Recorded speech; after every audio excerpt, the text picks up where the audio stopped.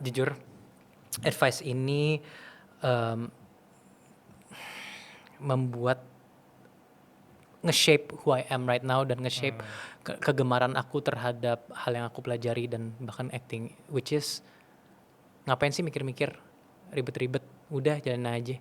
Ketika advice itu dikasih kepada orang yang overthinking dan orang yang lagi ribet dengan hidup, jangan dipikirin, it's gonna be okay, itu mungkin advice yang bagus. Tapi ketika itu dikasih advice kepada anak yang kritis atau anak yang mempertanyakan kenapa kita harus melakukan A, B, C, menurut aku itu worst advice. Kita selalu ditekan ke bawah, jangan marah, jangan ini, ngapain dipertanyakan, udah, it's just how it is. Kecilnya ketika anak ingin mempertanyakan kenapa sih kita harus ke sekolah, kenapa sih kita harus belajar matematika, kenapa sih kita ini nggak boleh rambutnya panjang dan dipukul atau di apa, itu membuat anak itu ujung-ujungnya tidak sehat juga, malah membangkang gitu. The worst advice adalah menahan critical thinking, menahan kita menjadi manusia yang lebih rasional dan sharp gitu.